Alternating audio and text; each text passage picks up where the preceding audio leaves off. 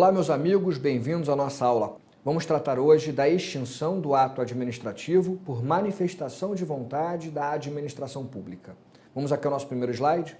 Primeiro, destacar as principais espécies de extinção dos atos administrativos. Essa é uma classificação que eu apresento no nosso curso de Direito Administrativo. Primeira hipótese é a extinção normal ou natural do ato. Essa extinção ocorre quando o ato já produz seus efeitos ou quando o ato é editado por determinado período de tempo e esse período de tempo é ultrapassado.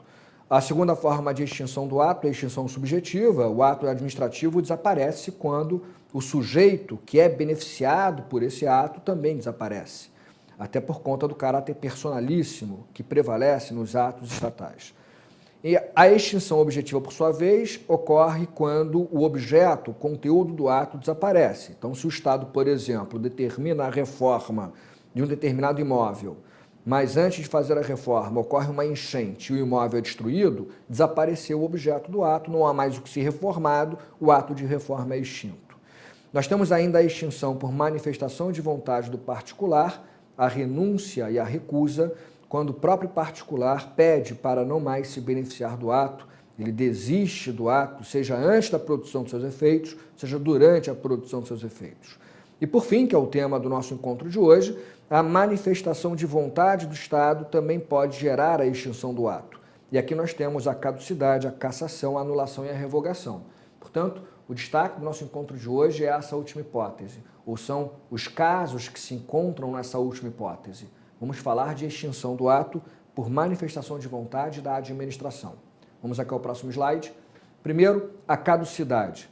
Caducidade é a extinção do ato administrativo quando a situação nele contemplada não é mais tolerada pela nova legislação. A caducidade incide exclusivamente sobre atos discricionários e precários que não geram direitos subjetivos aos particulares. E a caducidade do ato não se confunde com a caducidade do contrato. Bom, caducidade do ato quando o ato se torna incompatível com uma nova legislação. Percebam, o ato ele é editado em conformidade com a lei, mas ocorre alguma alteração legislativa e a nova legislação não mais tolera aquele ato administrativo. Então, por exemplo, se um particular, um estabelecimento privado, tem uma autorização para utilizar a calçada para a colocação de mesas e cadeiras, vamos supor que essa autorização tenha sido dada em conformidade com o direito, se amanhã a nova legislação municipal não mais tolerar aquela situação, a autorização para uso da calçada vai caducar e a calçada não mais poderá ser utilizada pelo indivíduo ou pelo estabelecimento privado. Bom, essa caducidade, na minha opinião, ela só incide sobre atos precários e discricionários e não sobre atos vinculados. Por que não? Porque, na minha opinião, em relação aos atos vinculados, prevalece o artigo 5º, inciso 36 da Constituição, que diz que nenhuma lei poderá prejudicar o ato jurídico perfeito, a coisa julgada e o direito adquirido. Então, se o ato é vinculado, o direito é adquirido ao patrimônio do indivíduo. Nenhuma legislação pode alterar esse direito adquirido ou nenhuma lei pode prejudicar esse direito adquirido sob pena de violar a Constituição Federal. E, por fim, um detalhe que eu chamei a atenção, não confundir expressões semelhantes. Caducidade do ato administrativo não se confunde com caducidade do contrato de concessão, por exemplo.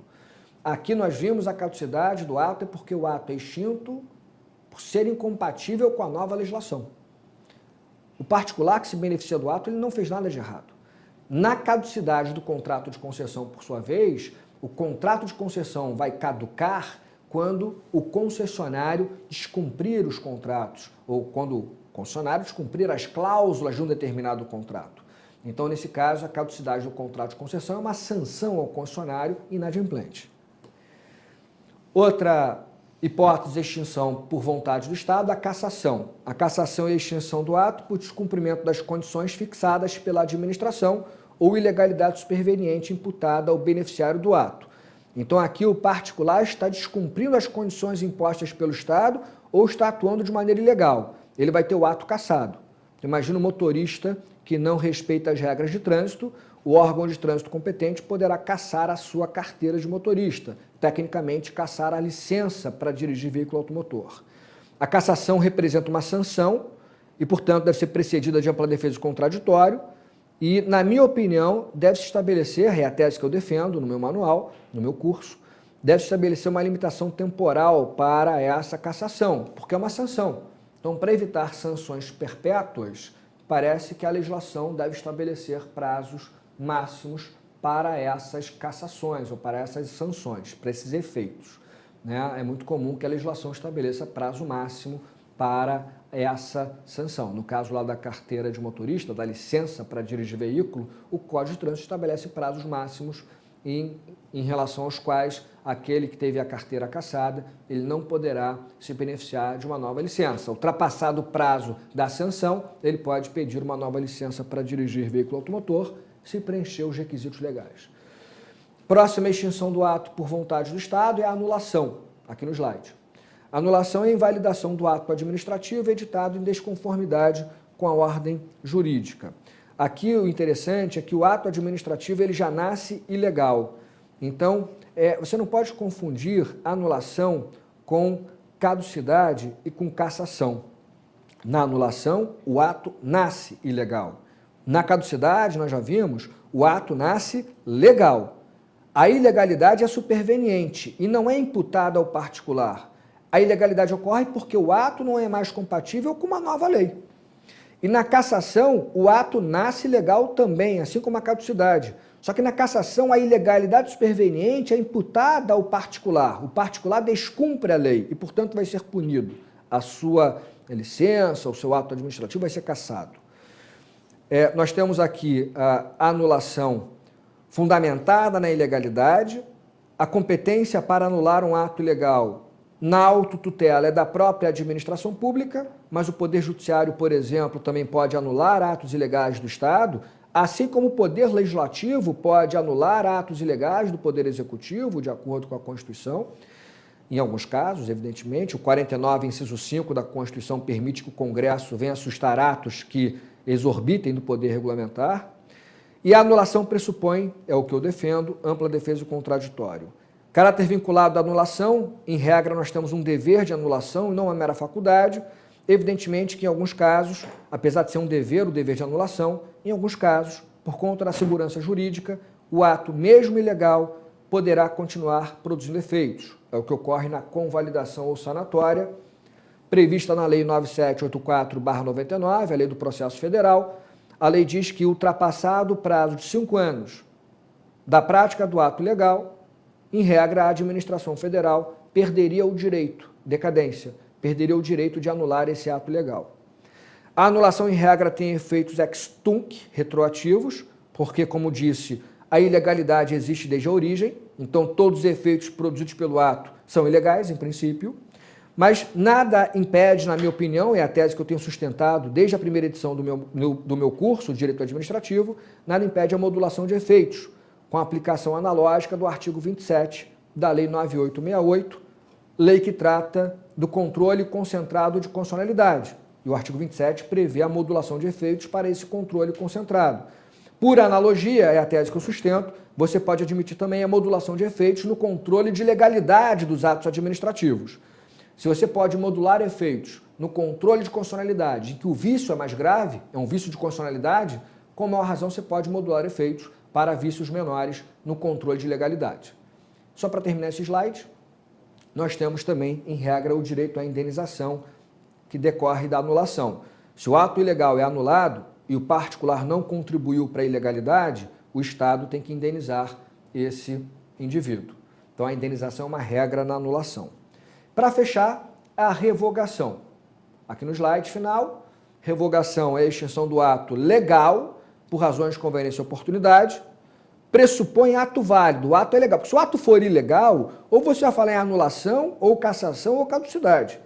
Para falar em revogação, pressuposto, ato válido, legal, mas o ato se tornou inconveniente, inoportuno. O fundamento, portanto, é a conveniência e oportunidade. O ato não é mais conveniente, não é mais oportuno.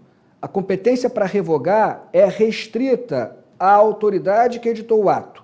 Se o Poder Executivo editou o ato discricionário, só ele pode revogá-lo. O Judiciário não pode revogar ato do Poder Executivo sob pena de violar a separação de poderes.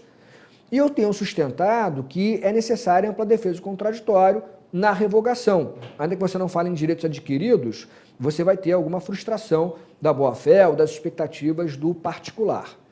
Em regra discricionária, a revogação porque é uma conveniência e oportunidade do poder público. Os efeitos da revogação são para o futuro, ex nunc. Por quê? Porque o ato foi válido até então tudo que foi produzido pelo ato tem que ser respeitado. Alguns atos são irrevogáveis. Eu costumo dizer, ato vinculado é irrevogável, o ato que já produziu seus efeitos é irrevogável, porque o ato já foi extinto, evidentemente. Né? Os atos que são praticados dentro de processo administrativo, oitiva de uma testemunha, atos enunciativos como pareceres, são tidos também às vezes como irrevogáveis. Enfim, aqui só para lembrar uma polêmica, o STF admite a revogação de um ato vinculado, a licença para construir antes de iniciada a obra. Agora, é uma discrepância, na minha opinião. Na verdade, atos revogáveis são atos discricionários. Ato vinculado é irrevogável. Mas o STF admite revogação de um ato vinculado, que é a licença para construir. Na minha opinião, deveria se falar em desapropriação do direito ou do próprio bem em relação ao qual aquele ato produziria seu efeito. Mas voltando aqui ao meu slide final, a indenização não existe em regra, porque não há direitos, em princípio, no ato discricionário, apenas expectativas, mas existem exceções. Em alguns casos, alguns atos discricionários geram expectativas legítimas, como, por exemplo, na permissão de uso qualificada ou na autorização de uso de bem público qualificada, em que o poder público fixa prazo. Então, se o poder público fixa prazo para o particular usar um bem público e o próprio poder público fixou o prazo e descumpre esse prazo, há uma espécie de atuação contra o seu próprio ato. Aqui você aplica a ideia do venire contra factum próprio, proteção da confiança legítima, o que geraria o dever de indenização ao particular. Em regra, não existe repristinação quando ocorre a revogação do ato revogador, ou aquilo que a gente chama de revogação da revogação. Se um ato A autorizava o uso do bem público por um indivíduo e o ato A é revogado por um outro ato, quando esse outro ato revogador for revogado no futuro, você não vai restaurar o ato A inicialmente que permitia o uso do bem público pelo indivíduo. A repristinação, ela só vai existir se o poder público disser expressamente que isso é um efeito. Em regra, não existe repristinação na revogação de ato administrativo. E a contraposição ou derrubada, que é uma nomenclatura que alguns autores utilizam para se falar da revogação tácita. Então, por exemplo, quando um servidor é demitido ou exonerado, nós temos a revogação tácita ou natural do ato de nomeação. Então, alguns falam em contraposição ou derrubada. Eu digo, isso se refere à revogação tácita. O nome não é o mais importante. Então, gente, essas são as principais formas de extinção do ato por vontade do Estado. Espero que tenham gostado dessas dicas de hoje. Bons estudos, boa leitura e até o próximo vídeo.